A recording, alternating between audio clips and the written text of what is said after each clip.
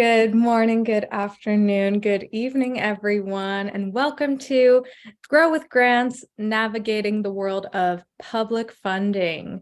My name is Michelle Eisenberg, and I'm a program assistant at the NASDAQ Entrepreneurial Center.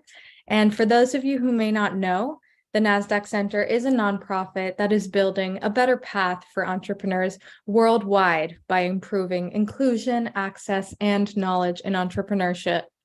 As you will see in the chat in a moment, the NASDAQ Center provides programs, resources, and exceptional mentorship to entrepreneurs across all races, industries, and geographies. So make sure to check out those links and resources in the chat.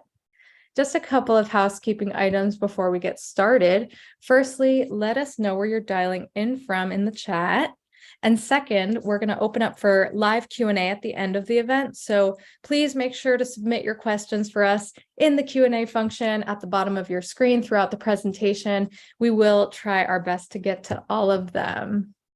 Awesome. Florida, Georgia, Maryland, North Carolina, Texas, Missouri, Arkansas, Uganda. Awesome. London. Thank you for dialing in, everyone. Awesome. And of course, none of what we do could be possible at the center without all of the amazing support from our sponsors, including NASDAQ, Lehigh University, Bank of the West, Airbnb, KPMG, Wilson Sonsini, Woodruff Sawyer, Microsoft Entrepreneurship for Positive Impact, BPM, and HubSpot for startups. We are humbled by their contributions and hope you are grateful too. Before we get started, I'm going to launch a poll to step back and take a quick temperature gauge on how everyone's doing today. And we use this for the development of our future programming. So the first one's going to ask, how are you feeling? Fearful, anxious, surviving, or optimistic? Give everyone a few moments to submit their responses. Thank you. Thank you. I'm going to go ahead and end the poll, share the results. Optimism is in the lead, but we do have some feelings all across the board. So we're going to see if what we talk about today addresses those feelings. So I'm going to stop sharing this and launch the second poll. What is keeping you up at night? This will help us learn a little bit about your current needs. Give everyone another few moments. Awesome. Thank you so much. Going to go ahead and end the poll. Share the results once again. Finance is in the lead, sales and marketing behind, but really all across the board. So we'll take all of that into account for our future program development. I'm going to stop sharing this. All right. And without any further delay, please join me in giving a warm welcome to our special guest, Sedale Turbovsky, CEO and co-founder of OpenGrants. Sedale, thank you so much for joining us. I'm going to hand you the floor. All right. Thank you so much. It's super exciting to be here. Michelle and team, thank you all for inviting me back. I think this is like my third or fourth time here. So really wonderful to be invited back and to share some of this stuff. Just as a quick little background on myself, I am the CEO and co-founder of OpenGrants. And prior to that, I worked at a firm where we managed literally billions in projects and helped a lot of communities and other groups get access to grant funding. And one of the things that I realized, and one of the things that made me fall in love with grant funding, is just the really kind of impact and impact focused, outcomes focused nature of the money. And so really excited to dive in and share a bit more about how you can win with grant funding, how to win grant funding, and where you might, where to start on your journey. Well, the team was really diligent in providing a ton of kind of questions that y'all pre-submitted. And I just want to address something right out the gates, right before I dive into the dive into the bulk of the presentation, and saw a lot of questions about kind of securing grants for different businesses, and the angle of kind of searching for grant funding for a specific business is, while very compelling, I think a bit of a misdirection for entrepreneurs and founders. And by that I mean that, if I'm a Main Street business baking cookies and I'm looking for grant funding to improve the cookie production process, if I go search for like grant funding for cookies or cookie businesses or bakeries, I'm not going to find anything. But if I go search for grant funding to improve the efficiency of the electrical appliances in my store, then I could find a lot of grant funding. And so my point is, and I hope this is kind of like a first principles approach before we dive into the bulk of the presentation, is that as entrepreneurs, one of the things that will really unlock a lot of optionality for you is getting much more tactical with your capital stack. And what I mean by that is grant funding is usually used for very specific things. So if you go out and say, hey, I want money to start a business, you might not find a lot of grant funding. But if you go out and say, hey, I want money to make all the appliances in my store really efficient, or I want money to research a very specific technology, then you're going to find grant funding. And so this applies across the spectrum. Grant funding is really useful for very specific things, but it is not generally deployed for just general startup costs. And so just keep that in mind as we dive into this presentation and think about how you might phrase or frame some of your questions and how you might frame your thinking as you think about, like, what kind of grant funding could I use for my business, and where maybe do I have capital, and where do I have a space where I could really use some capital, and what does that space look like? So I'm going to go ahead and share my screen and dive into a little presentation here. And I do really look forward to, getting into it with all you and answering questions and such. But from a high level standpoint, just in case you're not aware, the cool things about grant funding, like, why is it so exciting? Why do we talk about it a lot? Well, as entrepreneurs, we're always looking for really, cheap money, right? Ideally, we are getting in money that's super cost effective for the things we're doing. And sometimes, there's a lot of options out there, but grant funding is non-dilutive. You don't have to give up any ownership of your business. It doesn't require repayment. There's no credit check involved with grant funding. So it's a really accessible form of capital from that standpoint. But on the other hand, one of the reasons it's really underutilized is because often people don't know that it exists. They don't realize that there are grant funds for the things they're doing. And just to give you an idea of some of the wild and fun things that we've seen get funded by grants, I have a friend who had his video game about terraforming on Mars funded by a foundation. I have, worked on some projects where we got grant funding to help educate and train employees at a very large company. So grant funding is not only it's not just for nonprofits. It's for for-profit businesses. It's for anyone who's working to create different outcomes in the world. And there's a lot of different ways that you can go about securing and accessing grant funding. And so once again, it comes back to that idea of, like, let's get really tactical about your capital stack and about the money that you need, and understand where we could plug grants into that space. And so some other things that grants are that are really cool. They're validation, right? They're validation of your idea or the thing you're working on. They are a sale. Ultimately, a grant results in a contract. They're a relationship, right? If you go out and all of a sudden, the Ford Foundation or your local bank has given you a grant, now you have a partner who is interested in seeing you succeed, because they want to look good as well. No one wants to come away from this relationship and be like, oh, we gave these people this money, but it was a really bad decision. That looks really bad for everybody. So it's a great relationship. Ideally, it's something that you nurture and cultivate so you could get more funding. And it's non-dilutive, which is neat because it doesn't require repayment and it doesn't take up any space on your cap table. It doesn't require you giving up ownership of your business. So those are some things that grants are. And we talk about where you can find grants, and this, startups, small businesses alike. There's a lot of different places you can look for grant funding.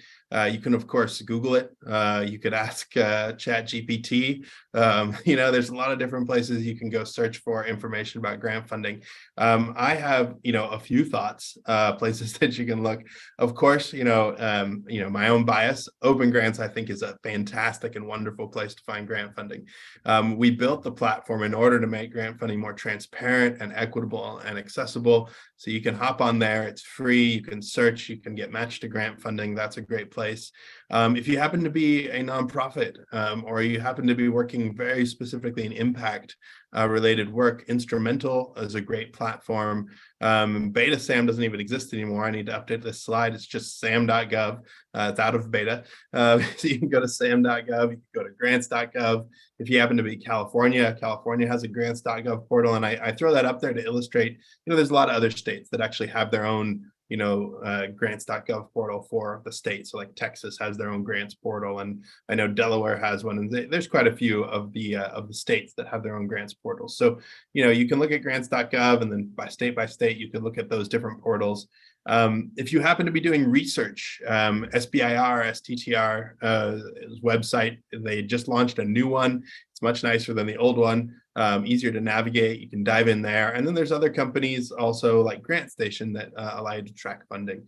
So lots of places to look for grants. But one thing I want to bring up that I think is important to note is one of the best places to start would be, mentors and other folks in your industry who might have already experienced or work with that funding. So a lot of funding programs that exist out there have some history to them. And frequently, if someone's been around a while, they'll have, run into it or bumped up against it. So definitely reach out, talk to your mentors, talk to your advisors, talk to investors. And they can often get you connected to that grant funding that you might need to know about. I would start there, start having the conversations with people. Then, Google one of these kinds of platforms, really great options, and then ask other founders, ask other people who are in your space who've leveraged grant funding, where you could go look for grants. Those are all great places to find grants and great ways to really start to not only understand what's available, but build a network. And we're going to talk about that quite a bit of, when we ask the question, like, how do you become successful in this space? There's a lot of relationship and network driven things. And so building that initial kind of personal connection to the space can be really helpful for you.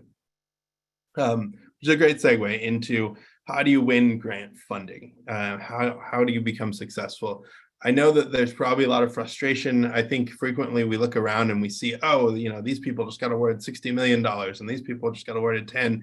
And I know that also happens with fundraising, right? Any of you who've ever gone and raised venture capital, you like, I'm, slogging through this thing and all these people are just getting handed all this cash, or that's what it seems like. And sometimes it can appear that way, but grant funding really is, it's a relationship. And just like sales or really any other kind of capital that you're raising, the people on the other side have some incentives and you have some incentives.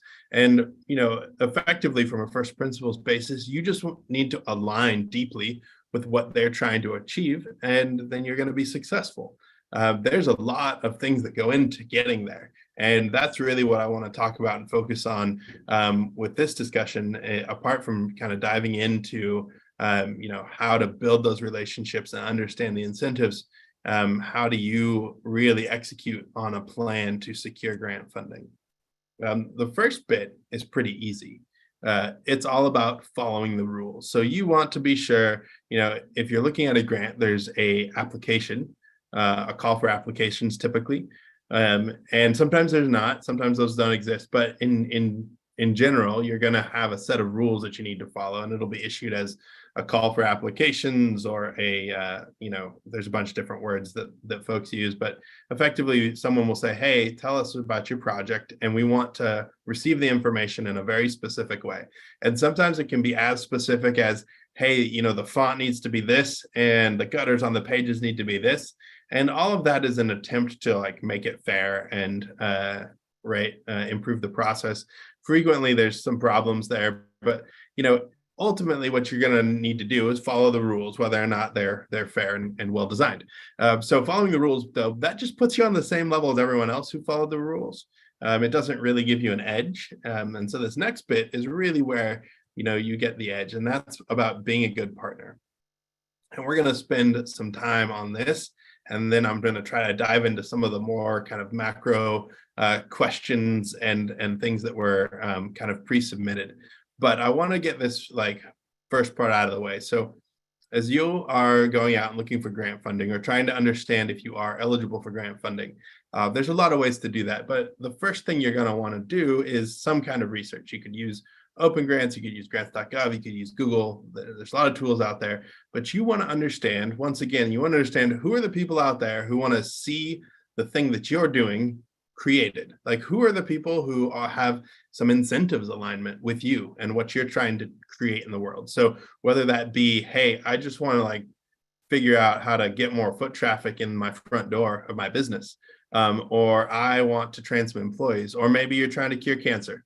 There's a lot of different things that people are trying to do in the world, all of them super valid, by the way, and all of them have champions and other people out there who are interested in seeing that happen. There's people who spend a lot of time trying to figure out how to get more foot traffic through your door. And there's a lot of other people who are trying to figure out how to cure cancer and everything in between. The spectrum of opportunity and possibility is certainly there. So the first thing you want to understand is who are your possible partners? What does that universe of funders look like?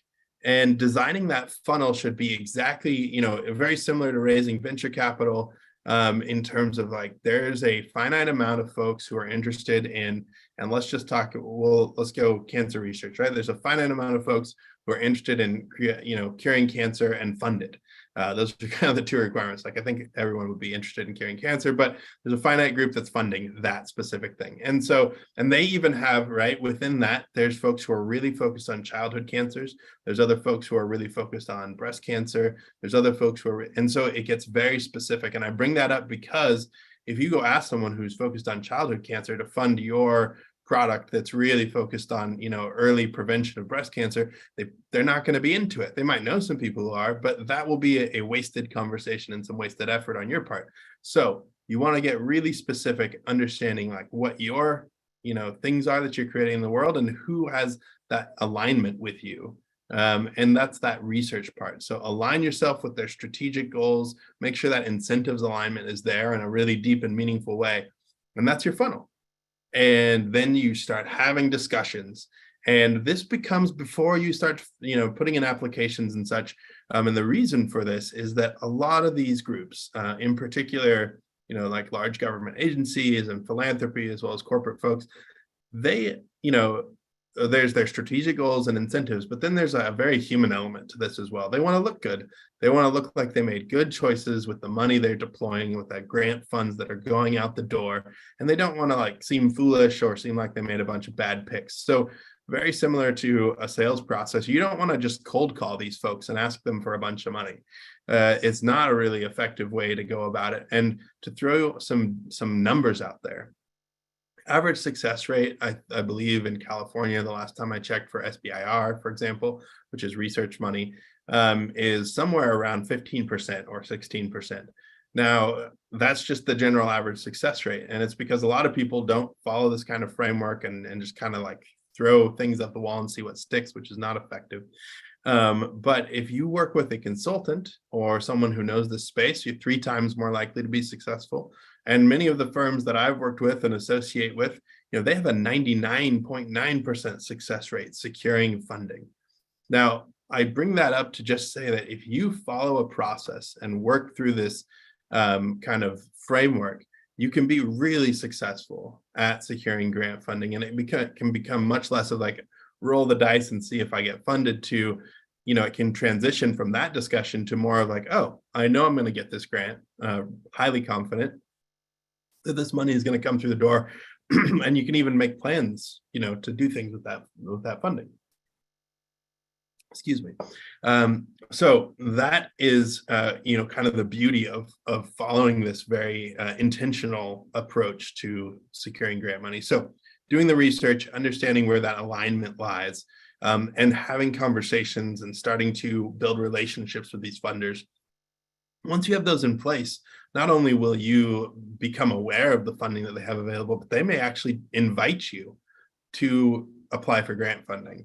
And that's something that actually happens, I think, far too frequently in the philanthropy world in particular, but in the government space with a lot of their grants, it's all public and it's easy to access in terms of like knowing when it's out and whatnot. There's a lot of philanthropy and foundations that do invite only grants, right? So you're not even going to know about it unless you have that relationship and they are interested in reaching out and funding you. And so once again, it becomes super important to have those connections, to have those relationships, to have done your research, to have built that rapport with those funders. So the next thing, obviously, you want to do a nice close read of whatever invitation they've, extended to you. And maybe it's as simple as, hey, write us a paragraph about what you want and we'll see if we can fund it. But it frequently is much more complex. So you want to follow those rules, get on that scoring system. And you want to just obviously, I think it goes without saying, but I always bring it up because these things happen, right? This world is the world of funders and grant funding is very much, it's a small space. And certainly within your industry, it'll be a small space. And so you want to make sure that you are, you want to be honest and forthright in disclosing what you're doing and how you're doing it and all those things. But you also want to use really like clear language, because often the people who are interested in creating these impacts and outcomes are not necessarily subject matter experts. So if you're using a lot of really technical information or technical jargon, you want to make sure that, the folks at the other end who are trying to understand what you're doing can understand it, in fact. And so obviously try to be as concise and clear as possible in your communications. And that's a lot of like the grant writer, art. And then finally, and most importantly, and this kind of number 4 applies, but it applies to all of this, is being a good partner, right? So from start to finish, you want to be a good partner. You want to show up, be authentic, and say, hey, look, we're trying to create this thing in your space. And really show them that that's what you're there for, that you're there for that community. You're there for whatever space you act in. Make sure to show that you really are there, that you're showing up and that you're doing the work. That will ensure that they, feel confident in funding you. So you want to be that partner from start to finish, right? The rules is a great opportunity to be a good partner. When they roll out, and in particular with government, but also foundations, sometimes there'll be a public comment period or a period where you can ask questions. Even if you don't actually have any questions, it makes sense to ask questions at that point. Maybe it's just clarification. Maybe there is something that's a little weird, and you can kind of show your expertise in the space and say, look, our community just doesn't have access to matching dollars. That's a big one that comes up all the time. You could ask like, all right, well, is there an opportunity to waive match, or can we use in-kind contributions instead of cash as match funding? Like that's just an example, but when you have the opportunity to submit questions and be part of their process, participate. Once again, it's about showing up and being part of that process. And then, once you've actually been awarded the grant funding, there's all kinds of requirements that come with it. Generally, at a minimum, you're going to be submitting a report at the end of the contract about what you did with their funding, and make sure that you are responsive, right? Be a good partner. If you do press releases, make sure to highlight your funding partners in those. Run it by them, and at the end of the day, you actually will, usually benefit, because when push comes to shove, the funder generally will have more social media clout, more email addresses, a bigger list, more impact when they speak than you do. And so if you become a partner with them, not only are you going to amplify their, presence to your community, and that's good for them, but they're going to amplify you to their ecosystem, which is generally you're going to be benefiting more from that partnership than they are. And so at the end of the day, you want to kind of take this process forward, be super intentional about how you're approaching grant funding, and be really intentional about that incentives alignment. Like understand deeply what their strategic goals are, so that as you move forward, you can execute in a meaningful way for them. So before we go any farther, I want to just take a pause. I see one question. I know that there's kind of a list here that I have as well. I'm happy to kind of open it up and grab any questions, and then I think as we move forward, I can dive into a bit more of some of like tactics around just grant writing itself and some of the opportunities that are out there. But happy to open it up for questions at this point and see what's out there. Awesome. Thank you so much. So, where should we start? We have a lot of questions right off the bat about tax exemption. Um, would a grant be considered income, and how would that work exactly? Yeah, so my first caveat to this, of course, is that I'm not a CPA and also not an attorney, so this is not advice, but it is. But yeah, grants, generally speaking, are considered income. Ultimately, you're going to be signing a contract and receiving capital, and you want to have a really good accountant who understands what they're doing and can help you understand how to navigate that. Love it. And so how we have another question kind of coming in.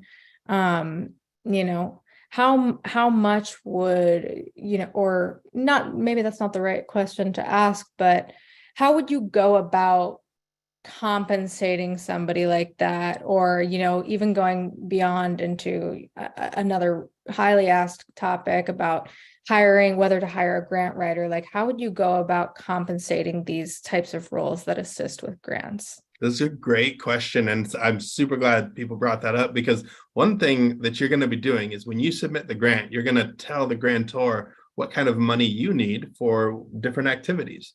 And grant management should certainly be a line item. And grant management, and then underlying that, there's probably like a project manager and a CPA, an accountant. There might be folks who are writing the final report or collecting data. So yeah, these are things that you can line item in your request, in your budget request to the funder. One important nuance is that you cannot pay for services like in retroactively, right? Mhm. So you can only pay from the beginning of the grant to the end of the grant. So a grant writer who you hire generally beforehand to write the grant, you cannot pay them from the grant. And that is just kind of a general rule. And yeah, there's folks who try to go around that, but just as a best, in generally speaking, as a best practice, it's a bad idea. And in some cases, like with the federal government, it can like actually be like you're actually breaking the law if you do something like that. And so that can be a real problem, in particular, if you get audited and they look at that and they're like, short story, pay your grant writer up front, pay them from other funds, and make sure you have an accountant who is really good at keeping track of all that stuff. Because, yeah, I mean, commingling in general of funds, I think everyone knows this, really bad. Like, it's one of the things that trips up a lot of business owners ultimately. And you really don't want to do that when you're dealing with grant money. So have a good accountant, have a good CPA, talk to your attorneys, that kind of thing. So important. Love it. And so, in the case of a grant writer, when hiring them, what advice can you give when it comes to best practices of working with them and supporting their work? I always think of grant writers like consultants and kind of like attorneys as well. Like, you're not necessarily hiring them to do the writing unless you want them to do the writing. But what you're hiring them for is their experience, right? So a grant writer can come to the table with templates already. They can come to the table with example proposals that they've done for that group in the past. They can come to the table with relationships.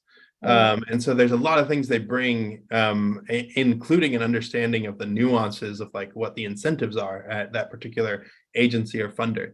So you might, think through like, all right, well, if I have a grant writer, I want them, first and foremost to be deeply knowledgeable about the place that I'm asking for, so you don't want to hire someone who's only done nonprofit work to go work on an NSF SBIR grant, for example, which is like deeply technical and scientific and a whole different agency. Right. Right. So ideally, you're finding a grant writer who understands the space, understands the funder. And those are good questions to ask. You want to ask them up front, like, hey, have you written grants for this individual, or have you written grants for this foundation or for this agency before? Were you successful? Can you share templates? What's your plan for getting this project done? Because a good grant writer will have all that stuff, and they'll come to the table ready to go, and they'll be like, hey, here's everything. Right. And so that's big sort of like kind of core concept. Hire a grant writer who can get you down the road and into the agency the right way. Love it.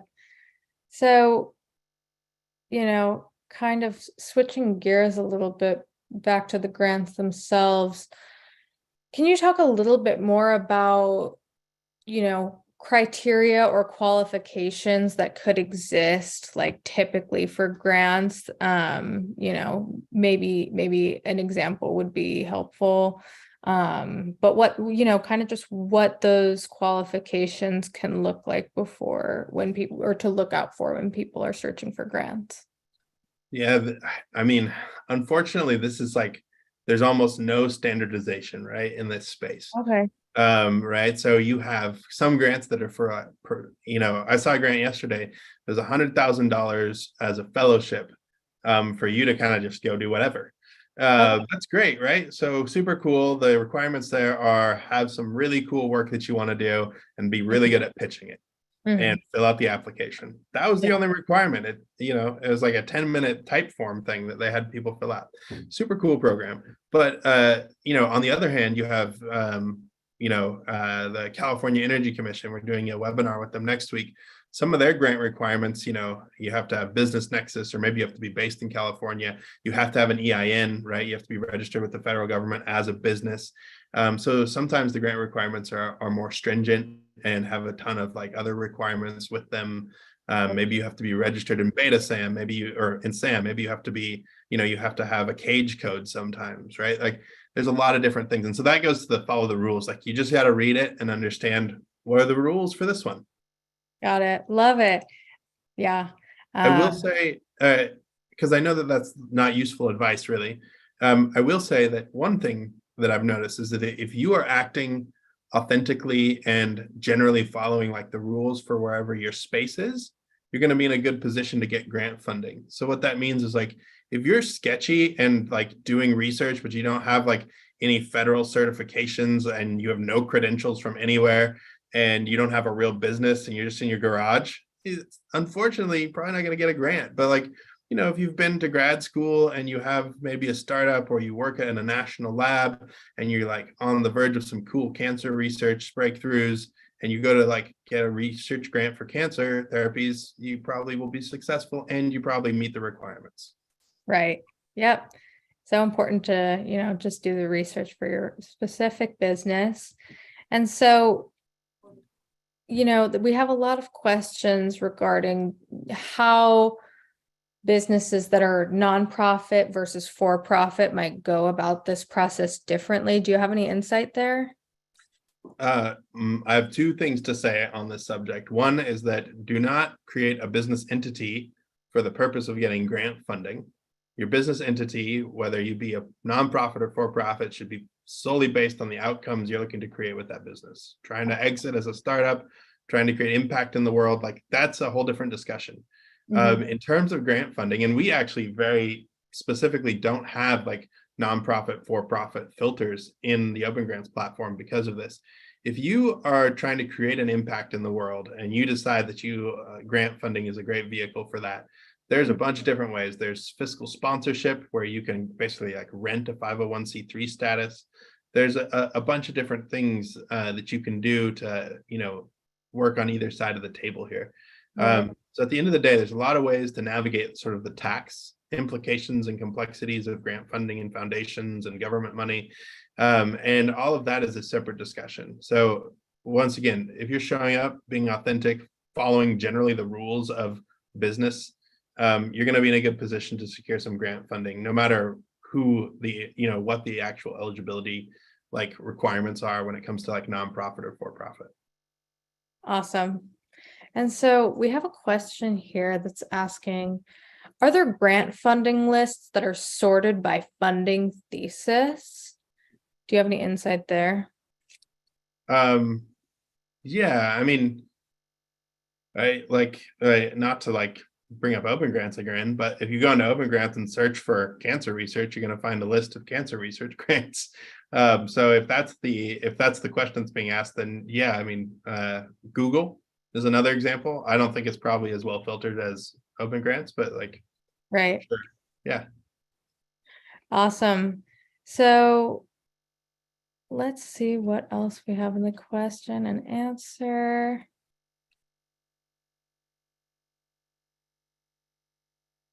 All right.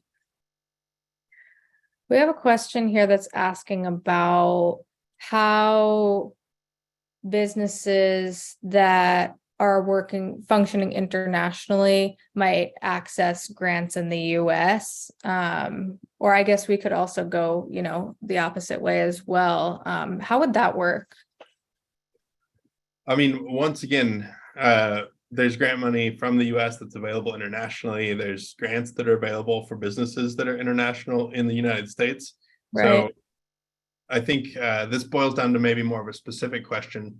If there are restrictions on funding that it cannot be deployed outside of the United States, and you happen to be a business that's located outside of the United States, you could work with a fiscal sponsor.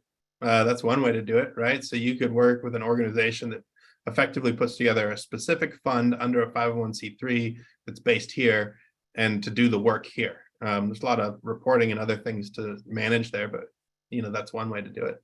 And vice versa. I don't know as much about like the tax structures and other spaces around the world, but I'm sure there's vehicles that are similar. Awesome. And so we have a few more questions around grant writing. Do you know of any resources, or like maybe OpenGrants has this as well, but just to clarify, how might founders go about finding a grant writer for their grant process? Lots of different options there. OpenGrants has a marketplace of incredible grant writers that we curate. Upwork, Guru, Google, Indeed. There's a lot of different ways to hire folks. Of course, there's freelancer marketplaces. We are one of those. There's also, you could run a hiring process if you want to. There's a lot of different things to consider, I suppose, but lots of different ways to do that. I think a lot of it depends on specifically what you need. Do you need someone full time in-house? Do you need a consultant? There's a lot of things to consider, but yeah. Awesome.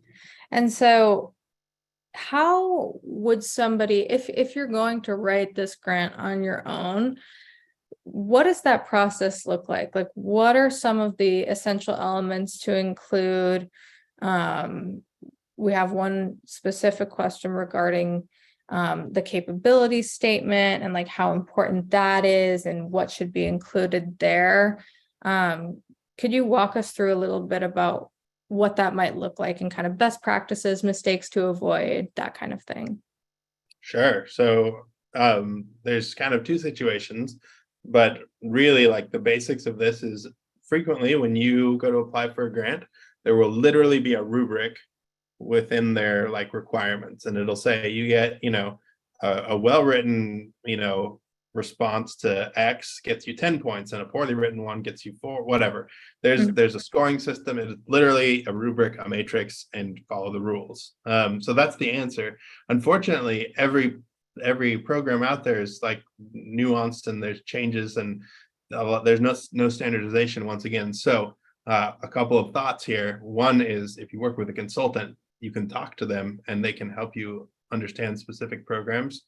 But yeah, most of them will have some kind of rubric and an explanation of what a strong response looks like and an explanation of what a weak response looks like. And effectively, you just follow those rules and you'll do probably okay. Awesome. Super helpful. So we have a question that's asking, could you speak a bit about local impact as a startup going for grants? They tend to ask how you impact your community and like how you might go about answering that type of question. It's a great question. I think a lot of this goes back to understanding your funders' goals, right? So if they're asking about impact and they happen to be an economic development organization or like your city council, talk about job creation or go through even better, like if you want to really get after it, go through like the city's like master plan or general plan and understand like what their goals are in there and then talk about those. Right. Obviously, if you're working with a group that like, is interested in, housing the homeless and you talk to them about job creation, even though you're housing the homeless, that's a bad response. So once again, this is about understanding incentives, following the rules. And you do want to, you want to be mindful in your projects. You want to collect a lot of data. where possible, and establish opportunities within your proposal to collect data. That way you can tell a really compelling kind of metrics driven story. Ideally, it helps them, you want to have like clear things that people can latch on to evaluate your success and your impact. But yeah, overall you want to tailor it, of course, to whomever funded the project, or maybe it's multiple funders, so you might be writing multiple reports. Got it. Awesome. And so, we have a few questions here that are kind of talking about people's specific business and their scenario. So I kind of wanted to just go through a few of them with you, and see what your insight would be in these scenarios. So here we have someone asking, I am an inventor on a newly revised UV gel fingernail dryer. How can I apply for a grant towards manufacturing? The UV gel fingernail dryer machine out today is linked to cancer-causing mutations of the cells. I created the machine to avoid skin cancers. It's in the patent pending status, but I really need help on grants. What is your suggestion or feedback? Well, I mean, if the question is how do you get grants for manufacturing, that's a great, it's a really cool space. A couple places to look. One is just go to grants.gov and type in manufacturing or OpenGrants. But one thing to think about is, depending on where you are, you're probably linked into some, unless you're in real rural America, there's probably an economic development group near you. And they are probably interested in having manufacturing be part of their mix. And they may have discretionary money from the Jobs Act, from a lot of these bills that have come down recently in response to the pandemic. And they have, a lot of these folks have cash and they're looking for projects to fund. So I would build relationships with your local economic development people. Once again, start doing that research, reach out, talk to those folks. The other thing that could be really helpful for you is reach out to your local procurement technical assistance center, PTAC for short, and connect with them. They may be able to help you as well. Awesome. If you're in the United States, if you're in another country, I actually don't have a really good response for your question. Sorry. Yeah. All right. So the next one is asking, I own a fitness studio, also a nutrition specialist. That being said, how would I find a grant, to help me create software to help high school coaches learn nutrition for their teams? This helps our community and kids who will actually get scholarships to college and possibly the MBA, et cetera, enhance their performance. So, what is your feedback for this person and how they might go about presenting this to a grantor? I mean, I think you have a process that you want to engage in, which is probably, you start building that funnel, understand who wants to fund this. I will say that generally this is something that like a foundation might be interested in. The government in many cases will not be funding a project like that, just for a variety of reasons. But the main ones are, government, generally speaking, is interested in funding like deep research and development of really like exponential kind of technologies. So lots of technical risk. Whereas something like this is more of like, you just need money for a project, but it's a cool project. So I would lean into that, tell that story often to a lot of people, and specifically focus on philanthropy, maybe like your local community foundation might be into it. You also, corporate folks. So if you're around like a gym or like a large kind of franchise of gyms, they might be into it. Like there's a lot of folks out there who have a lot of money who are interested in seeing those outcomes. You just need to tell the story enough so that you create a funnel of those people and then connect with them. Awesome. And so we kind of have a question here, switching gears a little bit, about the balance of this work. As a founder, you have so much responsibility. So, how would you recommend going about balancing, the work that you have to continue to do to develop and grow your business while, still pursuing a grant, something that, could potentially help you achieve that goal in your development, but how would you go about balancing that type of work? Yeah, it's a great question. I will say for myself, this is my fourth venture-backed company, and I have never once balanced that. I just have paid other people to do it. I've always found that it's really a cost-effective investment to hire a consultant and team to go tackle a grant application. Mhm, There's so much to unpack and learn here. Having done it professionally, mhm, I think there's huge exponential benefits to bringing in someone to help you with this. And in that case, then you're just burdened by like the occasional request and reviewing some information and obviously then paying that person. So mhm, if you have some capital and budget to do that, I would suggest doing that. mhm, Um, and then, then the other thought is, hey, can I go, founders should just look at this as a calculation, right? How confident am I getting that I can get this money? How much of my time can I spend to get it? Or should I pay someone else? If I pay someone else, am I going to run out of money before I get this other money that would help me? mhm, And if so, like, your first principle is like, all right, am I going to run out of money? Well, I need more money. How can I get that quickly and efficiently? And what's the mhm, cost of that capital? And so, that's the basis of your calculation here really is like, all right, well, am I going to run out of my runway? Is it easier to go raise venture? Am I okay with giving away more of my company for that venture money and then going after a grant? Yeah, mhm, those are things to consider for sure, but that's how you should go after this is really just be analytical about your text, about your capital stack. How much mhm. money do you have left, and how are you going to get the money that you need? Awesome. And so we have a few more questions about grant writer compensation coming in. You know, how might you determine the best way to compensate them? How much should your company charge? Is there like a specific kind of like compensation model that you would recommend for certain types of businesses, or like depending on their stage, that kind of thing? Yeah, I mean, a lot of times the grant writers themselves are going to be defining their like compensation requirements. Or Um, you'll find some that are down to maybe do it for equity. Maybe there's folks like that I know that do it for equity. I know other folks who charge quite a bit and deliver incredible results. There's other like a lot of the big firms in this space operate on a retainer. Basically, you retain their services, and it's a lot like hiring a lawyer, and the compensation can be comparable as well. So sometimes you're going to be paying 180 to 380 an hour for these experts to do what they do, but they're really good at what they do. So is it Mhm, worth it? That's up to you. But overall, what we've found is that for really complex projects, so you're going after tens of millions of dollars in some cases, you're going to be paying a lot of money for experts to do their job. Smaller things, like an SBIR phase one, you might just pay like a flat rate, and we've seen everything from like 3 to 20K for that.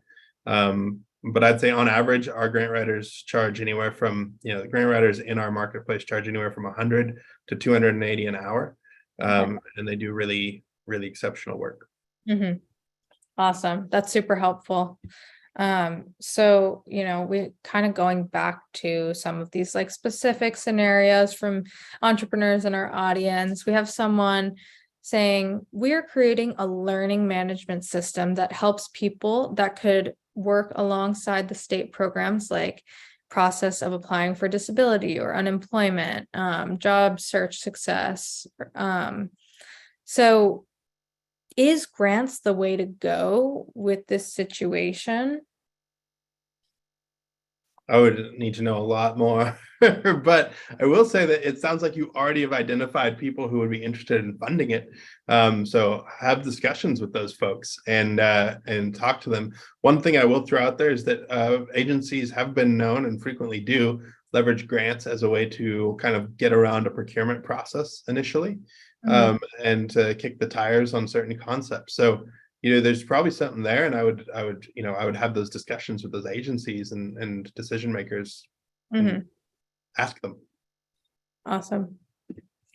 And so another one here, I help renewable energy startups compete for innovation challenges for the DOE. They get award funding, which doesn't require deliverables after the funding is awarded.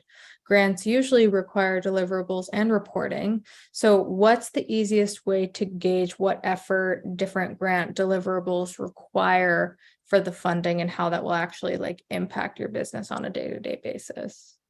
Yeah, I mean, once again, this is about reading and understanding the rules, and then talking to people who know sometimes as well. Like if you can't at a scan understand what the impact of writing a monthly report is to, NSF, then maybe talk to someone who does. Like once again, unfortunately, this space just there's no standardization. So the answers are very specific to very specific spaces. But one thing I will say is that if you talk to a grant writer or a good firm, you can often ask them like, all right, well, what's the burden look like with DOE versus Mhm. the Energy Commission versus ARPA-E versus other sources. So I would have those discussions with those folks, and you can get a much better gauge by talking to people with experience. Awesome, really great ideas. Um, we have someone here asking, switching gears a little bit. I guess if you would want to like kind of learn more about the grant process, like get more familiar with it, maybe that's like a role you'd want to take on yourself, more primarily. Like how would somebody go about finding maybe a grant coach or like further educating themselves about the grant process?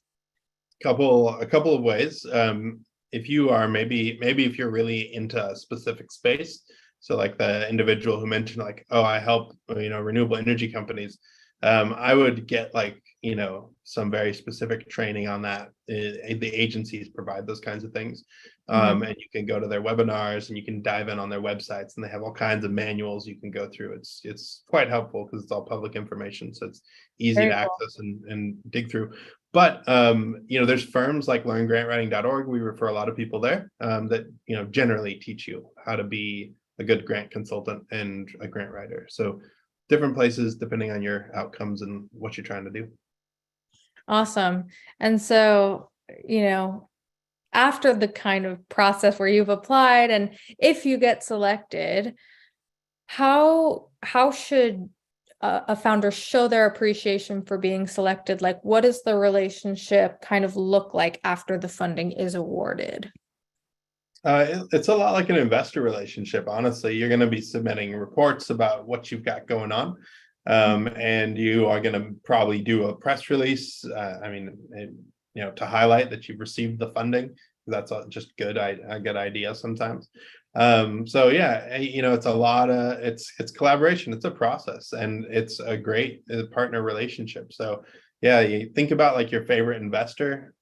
That's hopefully how the relationship turns out on the grant side as well. Awesome. All right. So let's see, we have a couple more kind of just specific scenarios going down here before we close out. Let's see. I need to purchase test equipment to engage in the business I'm in, which is a burgeoning field due to recent legislation at the state and local level. I've already acquired some, but need financial backing to engage in this business in earnest. How could this program help me? Would grant funding be appropriate for leased equipment?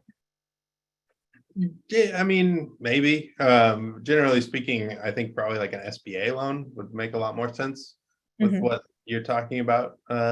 But yeah, you never know. I'd have to know a lot more about the specifics. But Right. yeah, but yeah, generally speaking, like SBA, Small Business Administration, you can talk to your local SBDC. They can help you with those kinds of things. Mhm. And so we have a question here. You talked a lot about kind of like the why and like expressing that and really knowing that why you're seeking these grants out. So we have a question here that's asking about like can you speak on grants covering salaries or wages? Is that something that's common practice, or are there grants that exist for that? Yeah, 100%. I mean, that could be the entirety of your line items in your requests. So the grant is much less about the specifics of how the money gets spent and much more, as I mentioned earlier, about outcomes. Like, what are the strategic things you're creating? So if you need 4 people at 100K a year for 4 years to do the thing, then that's your ask and that's what you pay them and you're good to go.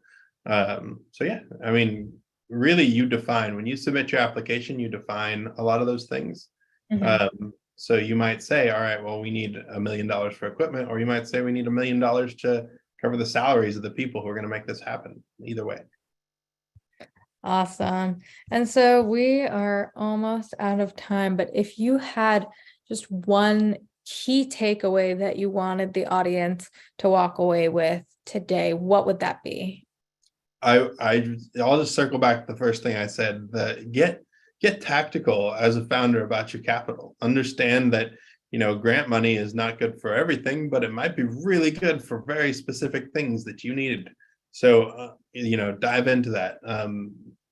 If you have any takeaways today, make it that one. Like get really tactical about what kind of money you're using where, and you'll start to look at many more options. You have revenue-based financing, there's debt, there's grant funding, there's venture capital, there's all these options. So take full advantage of the spectrum of capital you have, and you're going to have much better outcomes at the end of the day with your enterprise.